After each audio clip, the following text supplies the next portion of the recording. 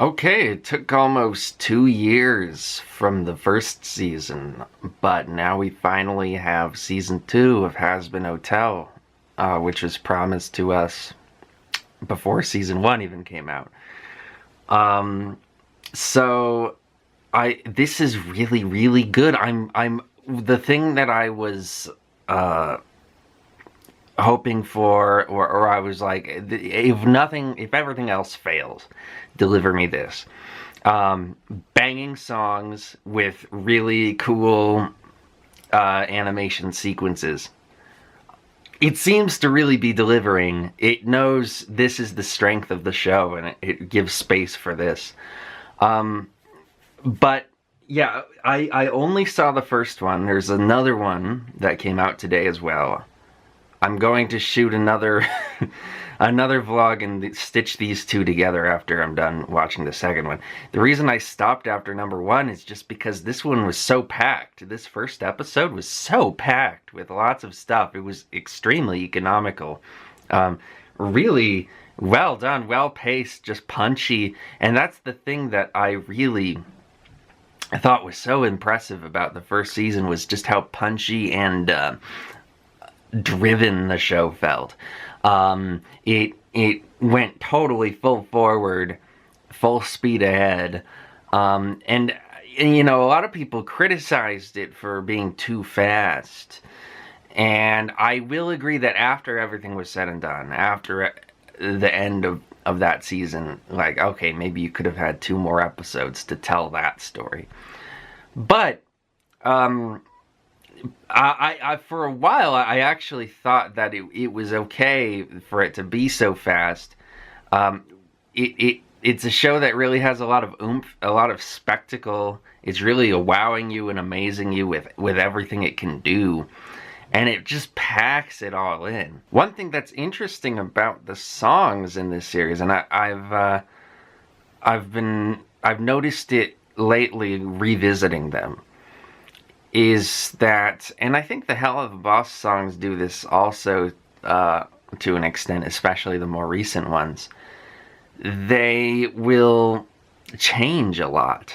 I think the songwriters understand, and maybe Vivian as well understands that, yeah, you can have a specific song idea, and that can be good on its own. But if you rely only on that, then you're kind of putting your eggs in one basket there. And you're kind of, in a way, stopping the show for the song. But one thing that this show does that's really cool, and I've never really seen someone do it this way, is the song will start out one way and you think, okay, this is gonna be the song, and then it just keeps changing into a different thing and a different thing.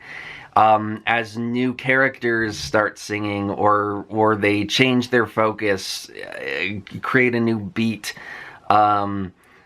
characters will interrupt the song, and it gives you variety within a song instead of just variety between the songs.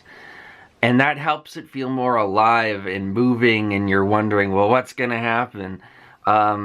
You know, in the same way, a story with really dense plot, you're like, oh, what's going to happen next? Well, the song kind of tells itself like a story, and it imbues itself with a kind of narrative quality. And that is something really cool, very unique to this show's style. Again, I haven't seen it very much in other places. You see it every once in a while, but it's just not as common. A perfect example of that is the first song in this episode. Really, both of the songs in this episode do this very well. The first song, it starts out with that musical theater style that Happy Day in Hell had, which is, I think, smart, kind of new season, new kind of return to that sound.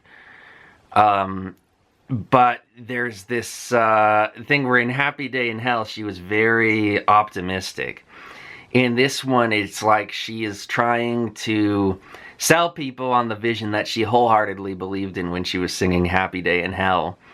But there's cracks underneath the surface. She's trying to hold it all together, but she's so torn up over the serpentious thing that she doesn't really know how to handle all of that emotionally, and so she'll crack at times, and then she has the whole thing where it seems like her vision, even though a lot of people are now interested in it, at least talking about it, it seems very unlikely because she's gone through all this stuff with heaven and nothing worked, and she doesn't really see any outlet for this redemption thing, and so she's breaking under that pressure, and she doesn't know what to, and there's a great part in this song where you know, she's trying to sell Baxter on the hotel, and then she ends up just breaking down into a nervous fit in the middle of it, and it's like, are you okay?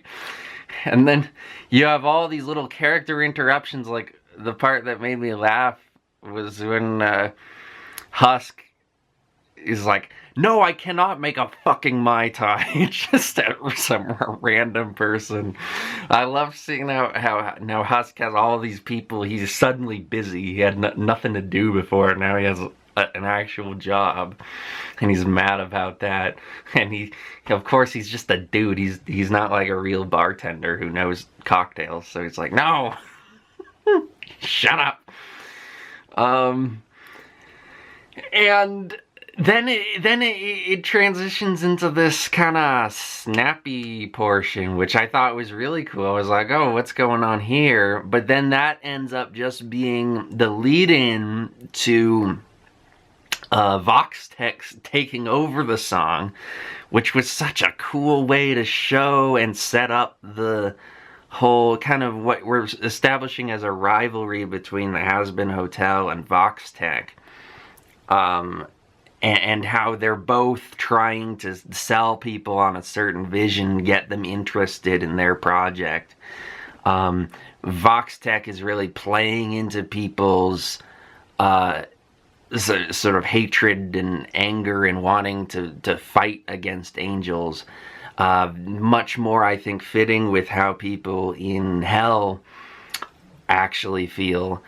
But Charlie is trying to sell them on a more peaceful alternative that, of course, nobody is really interested in, and the only person who actually signs up is Baxter, who doesn't even believe in it. Kind of like how Angel Dust signed up, even though he didn't believe in it at first. But then we also get in that, it's a great portion of the song, really. It's snappy, but it becomes really bassy and more techno, moving away from the kind of musical theater style into more of a almost hip-hop influenced thing when they take over. And we see just like a little a snapshot of what it's like to get involved in Vox Tech, and specifically with Velvet and Valentino taking advantage of this one sinner and then just dumping her out seemingly the next day. It happens seemingly really quickly. I don't know if it's actually supposed to be that, or if that's more sort of metaphorical for what it is. But it's just a great establishing song. There is so much. Yeah, the way Charlie was introduced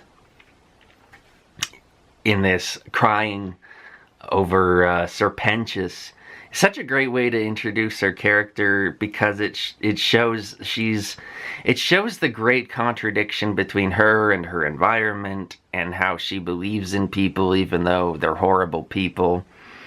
But there's this kind of internal consistency to it, where she's like, oh, he always had the greatest inventions, even though they were big, scary weapons.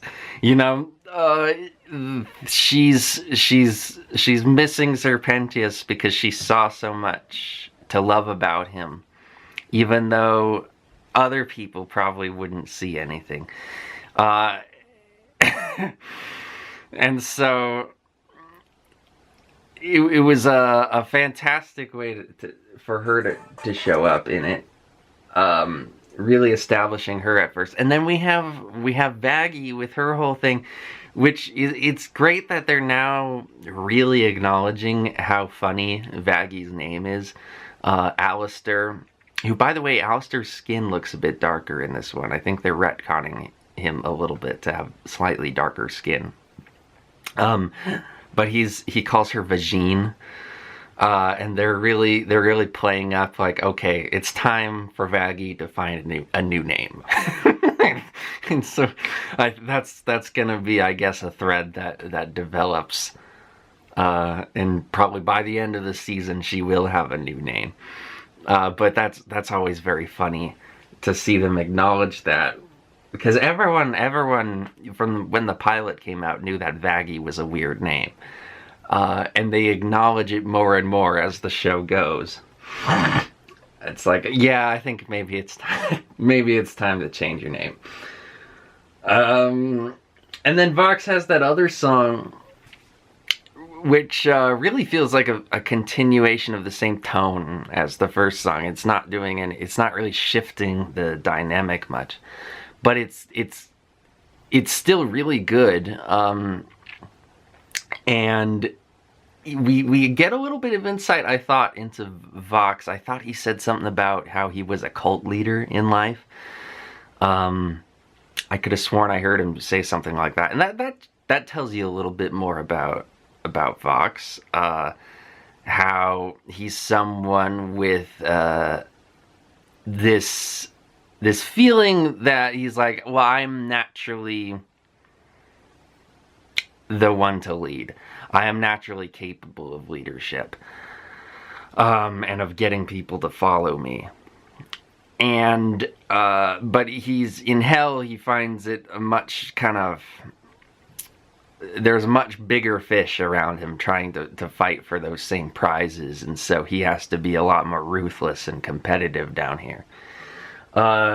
But he does seem to be building something, and he does seem to be doing it smartly. I like the way he's playing with the news media to craft a narrative and to shape the public narrative, and it's all kind of falling into place for him. But I like how Valentino brings up, well, how are we going to actually get to heaven? If you want to take over heaven, how are we actually going to get there? And he's like, oh, semantics. It's actually logistics, not semantics. But it shows how, for him, the details don't necessarily matter. What matters is that they take advantage of the golden opportunity that's in front of them. And that kind of thinking, while it might lead to him having some success in this season, it's probably can ultimately be his downfall. So I'm interested in seeing how that happens. But again, that's another song that switches up a lot. Starts out with him on the piano, and then the piano keys start playing themselves, which is a funny little detail. And then it kind of does other things, and it keeps switching up and becoming something different. And I guess there's a danger with a song that does that too much, to be like, well, does this song really have much identity of its own if it's constantly changing? But I think this show has shown that it knows how to balance that really well. Just that this is kind of an extreme example of it. What else? There's so much in this, and I was really impressed. I got like 15 minutes into this 28-minute episode, and I was like, I feel like it's already been half an hour, not because it's going slowly, but because it's packing so much in. I like Lucifer in this one. He has his little moment talking about how he really misses Lilith, which is a detail that I don't think we really knew about. And there's a funny moment where Charlie is like, man, how do you deal with the pressure of having to run things? And you get this wide shot showing all of the rubber ducks in his room, and he's like, I just, I figure it out. Very in character for him. Funny moment. Because that's, of course, what I was thinking. I was like, well, he doesn't. He just fucks off and lets everyone else do whatever they want. He's lazy and dejected. And so, yeah, I'm hoping we get more of Lucifer stepping up, and sort of maybe Lilith, when she comes back into the picture, can bring more of that that conflict out into the open. Like what exactly kind of drove them apart. It could very much be that way in which Lucifer just sort of gave up. And maybe that tenacity is something that Lilith had, that Charlie inherited, that Lucifer never had. So that could be an interesting thing as well. There's a great moment at the end, and it seems like episode 2 is going to take place a lot in heaven, which I'm excited for. I haven't seen that song that came out a few days ago, Gravity. I haven't seen it yet, so I'm assuming that's going to be in episode 2. And so, yeah, at the very end of this episode, Emily rushes in through a portal, and my eyes were wide in the same way Charlie's were in this moment, because it's just so out of nowhere, and she's just dumping so much exposition all at once in a way that feels totally organic to the story and very funny.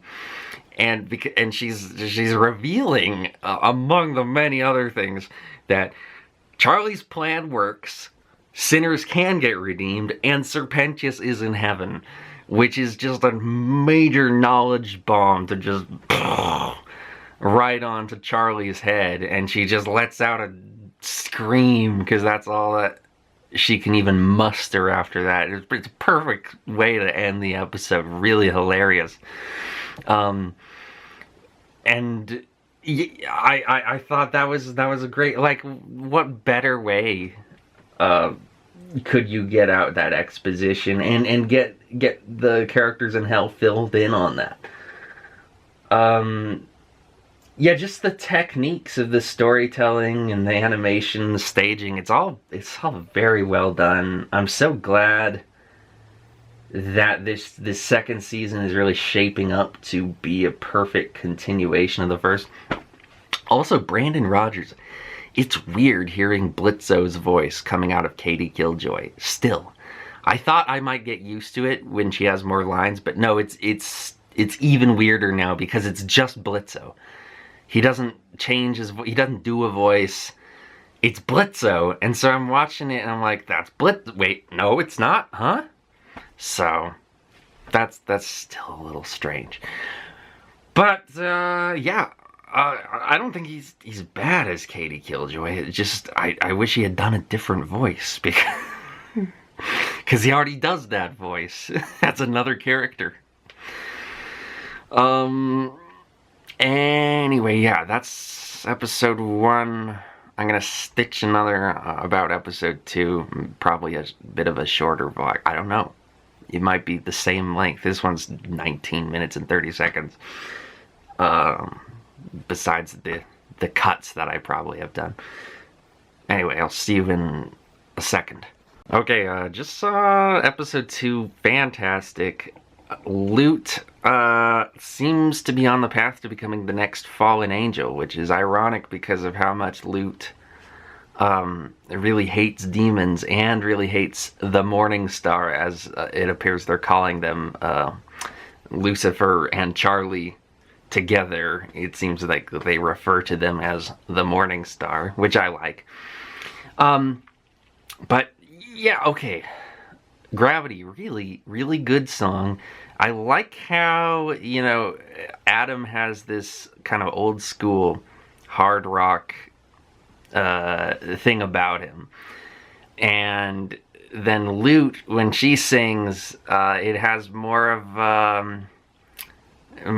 a kind of like Evanescence or 2000s slightly darker thing about it. It fits. I like that Lute still has that rock and roll thing about her that Adam had, but it's just interpreted a little bit differently for her character.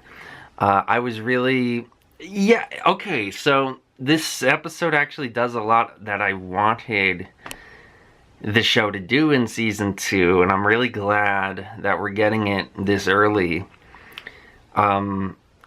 I think this episode is not going to please a lot of these, like, really hard to please Hazbin Hotel viewers who just are always hate watching the show and, you know, analyzing it a little bit uncharitably, or a lot uncharitably, because it kind of does raise more questions, but at the same time I think it satisfies me enough. Because one thing I was wondering is, what is the higher power that got Serpentius into heaven? What is the higher power that decides who goes to heaven and who goes to hell? And we get our answer. It's God. This is the first time God is actually mentioned in the show, and we get this character called the Speaker of God, which is an interesting way to do it. You know, there's that fan design floating around for what God could look like in Hazbin Hotel that I've always loved. That guy with, like, the no eyes, but he has eyes around him. And it really struck up an image for me of what God could be like, this kind of aloof observer who sort of thinks of this universe he's created as entertainment for him, and isn't as much involved on a personal level in the morals of it, but maybe can be appealed to on that level. And so I thought that was an interesting headcanon for what could be going on. But here we get a sense that there is a higher power, there is a God, and he communicates to heaven through this character of the Speaker, who seems to be very similar to an Ars Goetia demon in her design. And I'm wondering if that is intentionally there in order to kind of clue in the audience, to kind of clue about maybe there being a connection between the Ars Goetia and the Speaker of God on some level. I don't know if there is supposed to be a connection there, if they're supposed to be the same species. That would be really wild and really fascinating to get an origin for that character. Sort of like a prophet character, a prophet of the same species of being that exist as demons in hell. I doubt that we're ever going to get those details, but I would love it if we did. But I really like this character so far. It seems like they're really playing up that this is it. This Speaker of God is a kind of wisdom that the other characters don't have. That even Sarah, the High Seraph, they call them seraphim in the singular in this show, which is weird. But Sarah, I'm not going to do that.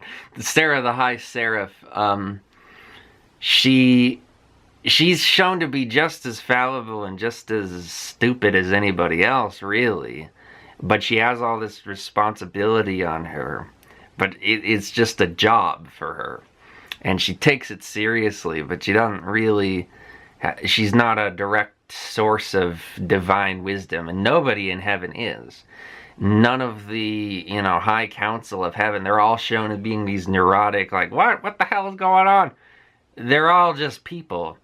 Really, and that's something about this show and Hell of a Boss, is that every character is really just a guy. Lucifer's just a guy. the seven deadly sins are just guys.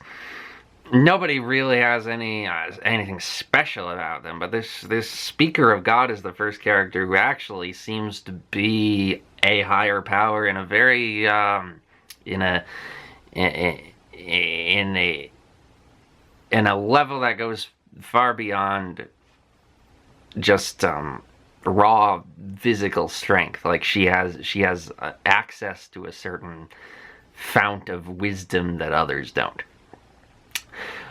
Which brings up some interesting questions, makes you wonder why it took so long for God to redeem a sinner. What did it take in the end? And I'm wondering if Charlie really is an integral part of this story, more on a cosmic level, more than we ever thought.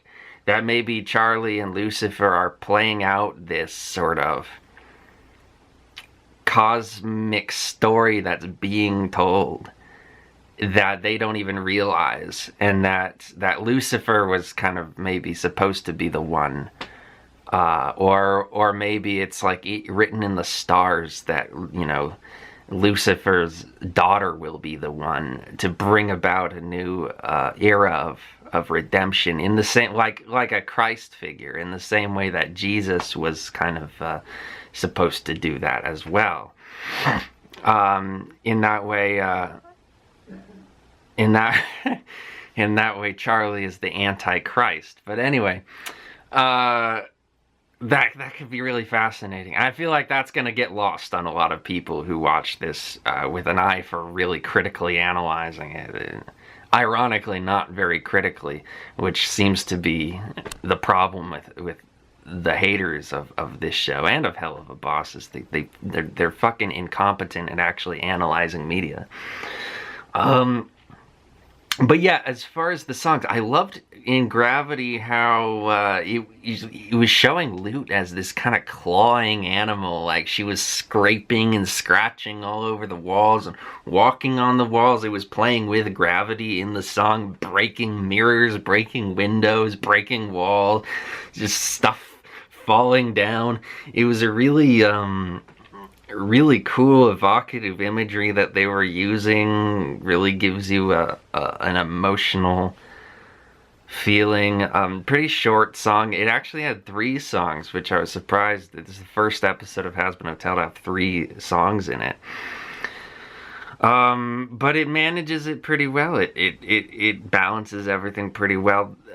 The first song was sort of like a callback to Welcome to Heaven, but with the added element of Serpentius not being happy because he's unable to see his friends, and Emily creating that big whirly thing in the sky. You're wondering, what's she gonna do?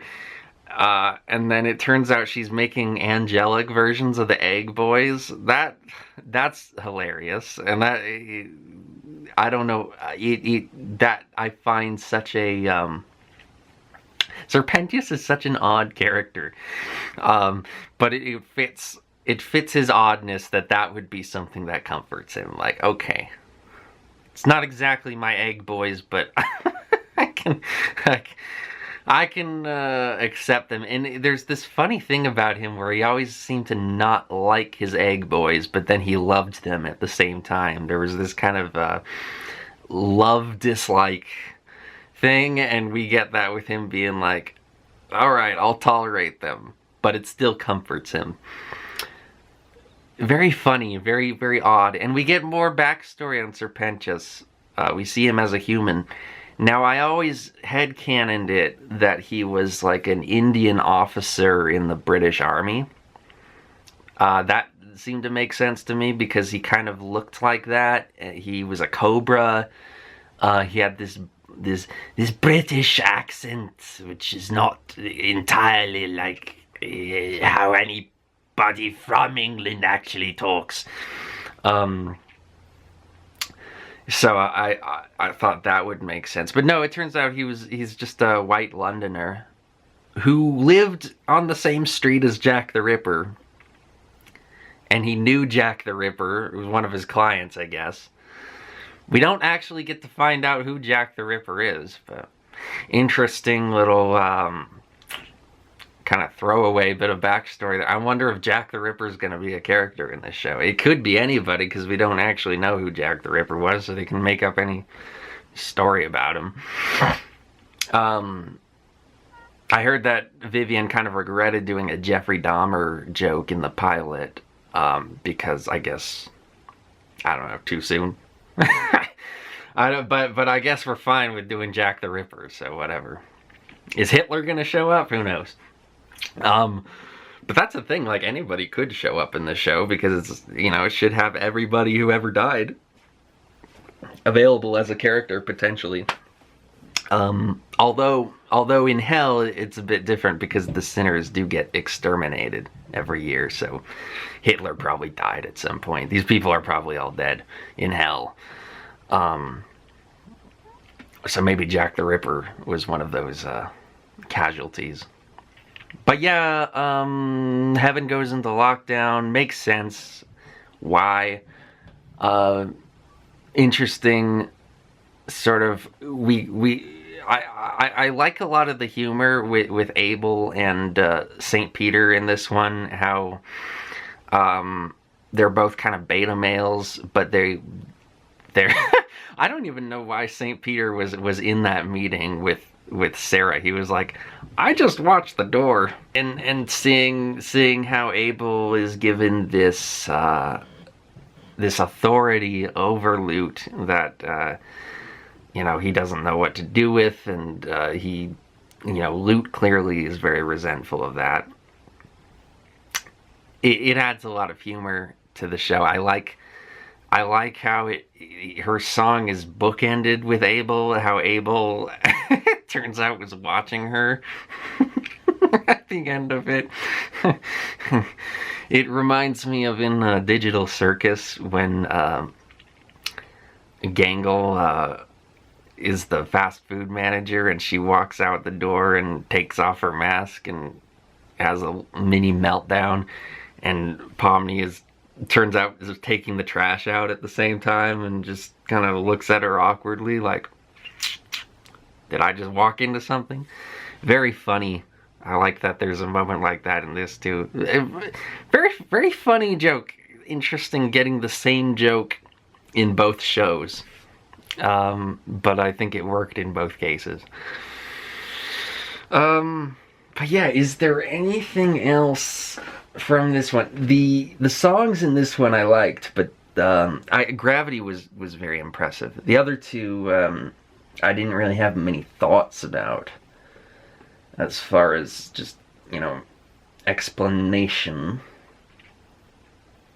But no, I think that's pretty much it. I love seeing more of Heaven. I like getting more of a deep look at this place that we only saw for one, you know, episode, and then it was mostly in that council chamber. We get more of it in this one. I like that the whole thing takes place in heaven. They had no hell sequences in this whole entire episode. Yeah, overall, it's just couldn't be better. Like, I think that season 2 is shaping up to be incredible so far. So I'm gonna keep making these vlogs when the new episodes come out, and we'll see if it can maintain its stride. I thought that the first season was really awesome for the first 6 episodes, and then the last 2 were a little bit a lesser tier. So I don't know if that same thing's gonna happen if the writers kind of struggle with ending a season because there's so much plot that needs to happen, or if it's gonna maintain this level of quality. Because so far, I mean, I think we're seeing a pattern that the show is really good at beginning a season. So I'm very happy with it right now.